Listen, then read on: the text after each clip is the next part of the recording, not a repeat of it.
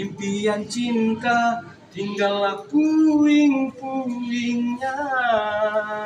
Mimpi yang indah tak jadi nyata, terkikis ombak menerpa. Ya.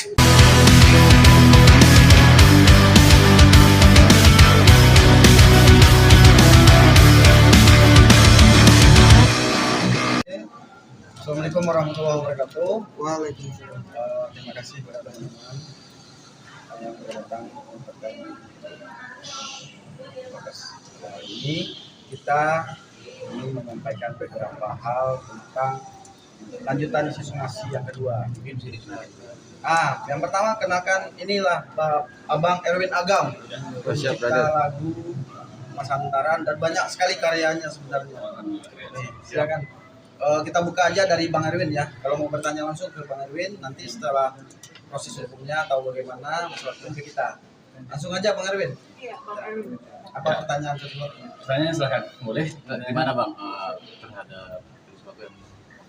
Nah di sini saya akan berbicara secara global dulu, tidak mengarah ke pusaka. Kenapa saya membantah ada statement yang mengatakan cover lagu bebas-bebas aja kok, nggak perlu izin, kan sudah ada royaltinya dari publishing, gitu kan? Kebanyakan statement begitu.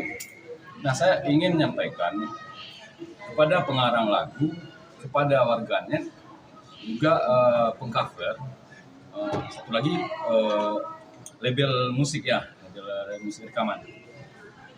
Seandainya betul, kalau seandainya sepakat semuanya cover lagu itu bebas-bebas aja, tanpa minta izin dulu ke pengarang lagunya. Nah di sini saya sendiri sebagai pengarang lagu sekaligus produser yang memiliki label dan belasan orang penyanyi. Kalau begitu saya berhenti aja bikin lagu, gitu kan? Kenapa? Ya saya tunggu aja lagu-lagu yang bagus atau lagu-lagu yang trending, terus semua hati saya suruh ngapa begitu. Kalau lagu itu trending lagi, tambah trending lagi, ulang lagi. Seperti Triswaka mengcover lagu dua buah lagu saya, Mas Hantaran sama Lukas Keratasa. Itu bisa saja terjadi. Kalau memang ada statement, ada kesepakatan atau ada undang-undangnya bebas cover gitu. Kan? Makanya di sini saya ingin menjelaskan bahwa mengcover lagu itu harus ada izin dulu dari pencipta lagunya sendiri. Itu ada di dalam undang-undang, kan, selain dari etika pengcover gitu. Jadi yang pastinya kalau bebas mengcover lagu, berarti saya juga bebas dong mengcover lagu orang lain, ya kan? Saya bebas mengcover lagu orang lain dengan belasan artis saya. Terus yang pastinya saya akan daftarkan ke agregator agar nggak ada orang yang reupload lalu menghasilkan tanpa ada usaha, kan? Nah itulah gunanya agregator. Kalau agregator udah nempel, ada orang yang reupload nggak dapat apa-apa. Yang dapat adalah pembuat konten tersebut atau pengcover tersebut. Nah kalau seandainya diizinkan mengcover lagu, tapi tidak boleh didaftarkan ke agregator, yang menang siapa? Yang menang orang reupload. Orang reupload dia bisa saja bikin narasi di depan seperti video reaction, terus disambung dengan konten lagu yang di cover atau video lirik, ya kan? Nah, yang diuntungkan di situ adalah orang yang nge-reupload. Yang rugi mengcover rugi, terus yang penciptanya juga rugi. Nah, makanya di sini akan dijelaskan. Semoga teman-teman pengarang lagu, pengcover baik warganet sekalipun atau label rekaman. Jadi boleh mengcover lagu tapi izin dulu. Tentu di situ ada syarat-syaratnya mengcover, ya kan? Nah, misalkan subscribernya berapa? Kalau subscribernya masih kecil, dia masih belajar, nggak mungkin dimintain duit banyak, gitu kan? Terus dia harus sampai di mana, mengcovernya seperti apa? Kalau sekarang hitungannya bukan label ya. Kalau label, saya jujur sama Zidane atau Triswaka yang lain, saya label aja, subscriber saya lebih kecil daripada mereka, ya kan? Saya baru 1 jutaan, dia udah 5 jutaan, kan? Nah, seharusnya dengan subscriber segitu, dia izin dulu ke para pencipta lagu. Nah, itunya sudah profesional. Jadi itulah. Semoga ini dipahami. Jadi jangan sampai ada pengarang lagu juga mengatakan bebas-bebas aja ngover lagu saya, ya kan? Bebas-bebas aja ngover lagu saya kan udah dapat dari tulis. Bukan itu. Kita juga melindungi pengcover. Karena begini, seperti saya bilang tadi, pengcover ngover lagu tanpa izin, dia dilarang untuk mendaftarkan ke agregator, terus datang-datang ada yang reupload, ambil videonya di YouTube, dibikin narasi di depan seperti reaction, dia upload lagi. Nah, yang tukang reupload dapat cuannya tanpa ada usaha gitu. Ya rugilah. Kita semua jadi rugi. Label pun akan ikut rugi. Label yang pernah membeli seperti lagu saya, membayar izin yang jutaan rupiah 1 kali izin pakai, ya kan, dikalahkan oleh orang yang ngover terus orang yang reupload. Viewernya lebih kalah ya, lebih rendah ya dari orang ngover dan reupload. Kan nggak enak, orang udah bayar izin. Nah, itulah buat teman-teman semua, semoga bisa dipahami. Warganet juga harus paham ini. Akhiri itu hujat-menghujat perselisihan di media sosial. Itulah yang sebenarnya, dan itulah yang saya perjuangkan saat ini bersama kuasa hukum kami. Kenapa harus ada organisasi kami? Karena itulah yang kami perjuangkan. Oke bang, apa reaksi abang ketika tahu lagu abang? Saya udah lama tahu, sejak tanggal 13 November tahun 2021 itu si Zidannya udah saya DM, hubungi.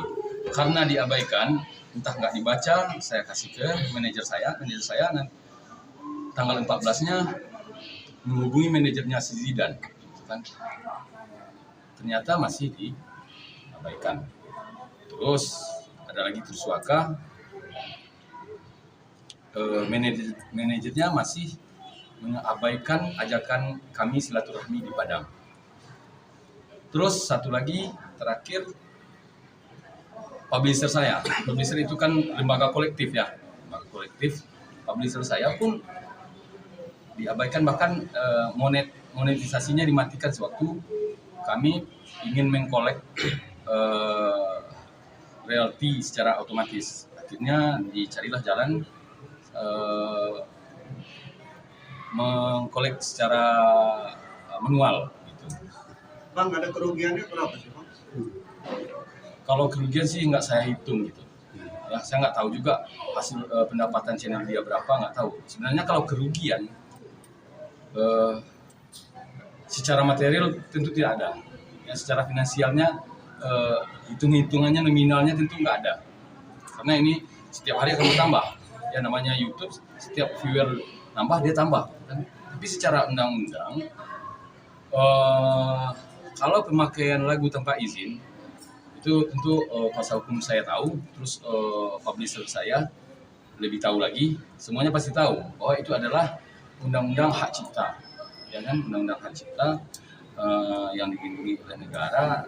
Di situ kalau nggak salah, kalau membuat pelanggaran terhadap hak kekayaan intelektual seseorang itu udah pasti, kalau nggak salah 1 M ya, satu kali membajak atau 1 kali memakai karya orang tanpa izin. 1 M 1 kali. Tadi abang bilang kan ketika mau monet Ya. itu kan akhirnya kan terhambat ya, finansial di finansial di abang sendiri. Ya, waktu itu monetnya dimatiin ketika kami mengajar secara auto gitu. Klaimnya secara auto. Itu monetnya dimatiin atau entah memang mati sendiri, kami nggak tahu. Pasti matiin, tapi sekarang kira nggak lagi ya. Ya, udah diaktifin lagi. Kan rugi dia sendiri kalau dimatiin. Kan? Jadi dari situ kita udah tahu niat baik, mana yang niat baik, mana yang enggak. Kan? Seharusnya kalau niat baik, ketika kami tidak pernah mengejar dia dengan bahasa-bahasa kamu harus bayar izin. Belum pernah, sampai sekarang belum pernah. Kami mengajak kerjasama secara baik-baik, gitu kan. Logikanya begini, kalau kami ajak kerjasama, mungkin lebih baik untuk kami daripada kami nagih izin. Dan baik juga buat dia, karena apa? Saya punya label, dia masuk ke label saya. Dia punya nama, ya kan? Siswaka Zidan dan kelompoknya ini punya nama. Itu kan, masuk ke label saya naik, channel saya naik, dia naik gitu kan. Kan baik kalau kita secara silaturahmi secara baik-baik. Izinnya baik-baik. Ya namanya seniman, ini kita semua wartawan semua rame nih. Kan pasti ada hubungan satu-satu ya kan. Seniman begitu juga. Silaturahmi juga seharusnya memang begitulah seniman, tapi mungkin karena dia masih kecil, masih umurnya masih baru, dia masih junior kan. Nah, inilah yang nanti akan dia harus pelajari bagaimana bergaul dengan senior-seniornya. Ada berapa lagu Bang yang di cover? Ya. Lagu kalau yang di cover 2 lagu. Baru 2 lagu. Tapi berulang-ulang. Nah, judul lagunya apa aja, Bang? Emas Hantaran sama Lukas Kerak Rasa. Tapi berulang-ulang sampai 30 kali lebih di kelompok mereka begitu kan. Kalau saya rasa mungkin teman-teman semua merasa kalau ngaper itu 30 kali atau berapa sih? Kira-kira ulang. Iya kan, berulang dengan lagu yang sama. Oke Bang, apa mengcover ini masuk ke dalam ranah pembajakan dalam dasar undang-undang ya Bang? Sebenarnya iya, mengcover itu sebenarnya masuk ke ranah pembajakan. Itu pengambilan hak kekayaan intelektual orang lain kalau tanpa izin. Kalau ada izinnya tentu tidak. Ya kan di situ akan ada perjanjian dan kontrak-kontrak kita. Sebenarnya sih kontrak saya banyak tadinya, tapi lupa ya. Bawa di sini itu dengan label lain ya. Banyak. Apakah ada inisiatif dari Triswaka dan itu untuk mau bertemu dengan Abang? Atau mungkin ada WhatsApp pribadi ke Abang? Nah, untuk inisiatif dia sampai sekarang belum ada. Kalau dia. Tapi akhirnya dia menunjuk kuasa hukum. Jadi nanti kuasa hukum, dia menunjuk kuasa hukum, sementara saya juga ada kuasa hukum. Tentu nanti mereka berdua lah yang akan menyelesaikan secara hukum. Bang, Itu somasi udah berapa kali Bang? 1 atau 2 kali? Somasi udah 2 kali. kalau ini dengan penunjukan kuasa hukum dari Triswaka, apakah ada komunikasi dengan Abang sendiri? Saya mau jelaskan dulu, terutama adalah bahwa untuk cover lagu yang melebihi dari 1 kali, apalagi itu ada nilai ekonomisnya, itu masuk ke ranah pembajakan. Undang kita itu diatur, dan itu kalau untuk pembajakan itu tuntutan pidananya 10 tahun. Dan dendanya itu ada bervariasi, ada yang 1 miliar tergantung kategorinya pembajakan. Tetapi memang kita dalam hal ini tidak langsung ranah ke pidana. Dari awal kan kita bilang bahwa kita sesama seniman dan sesama lagu genre Melayu berusaha untuk sebaik mungkin untuk membicarakan hal ini. Kebetulan setelah somasi pertama yang tidak ditanggapi dan tidak pun minta maaf secara langsung, baru masuk ke somasi kedua. Somasi kedua sudah beberapa hari baru ada penunjukan dari pihak beliau yang menyatakan ada kuasa hukumnya, Pak, yang kebetulan kuasa hukumnya langsung WA ke kita, komunikasi ke kita. Beliau sampaikan, Bang, ini akan bisa kalau ada masalah lagu yang keberatan, karena gini, ini adalah delik aduan juga, delik aduan, makanya bisa diproses. Kalau tidak ada delik aduan, tidak ada yang mengadu, nggak bakalan bisa diproses untuk pidananya. Kalau ada yang keberatan, itu pasti akan bisa diproses.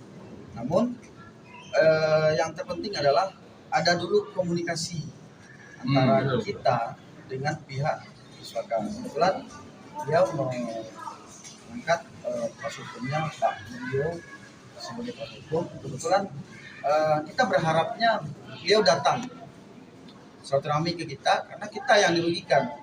Dia datang, Triswakanya datang, dan Zidannya datang, kebetulan ada di situ covernya Nabila juga. Nabila harus datang, termasuk manajemennya Jogja Project harus datang karena kita lihat di situ ada rame 6 orang di sini, 6 ini 6 channel malah. 6 channel yang kita permasalahkan. Kita berharap mereka datang minta maaf secara live terhadap apa yang telah mereka lakukan. Namun mereka memutus hanya kuasa hukum. Jadi sehingga komunikasi ini murni antara kuasa hukum dengan kuasa hukum. Dan kebetulan kita tetap memberikan peluang komunikasi. Kita tidak ingin ini berlarut-larut ke pidana. Kalau udah ke pidana nanti panjang, kasihan. Ada batasannya bang? Sampai kapan? Ada batas waktu kali bang yang ditentukan dari PKK bang. Ya, kalau memang dalam jumpa pers ini kita udah menyampaikan masih aja tidak ada etikat baik untuk menemui kita atau membicarakan hal yang menjadi keluhan kita, ya mau tak mau ya kita akan kita serahkan, akan kita tempuh proses hukum selanjutnya. Ya, pertama kita tetap izin dulu kepada komunikasi dulu sama pencipta lagu baiknya seperti apa. Yang intinya memang dari kita dari awal kita ingin komunikasi ini bagaimana ini menjadi titik temu, itu yang utama. Iya. Dari awal itu tidak ada niat kita untuk mempidanakan langsung. Statement kita ingin coba komunikasi dulu sesama seiman.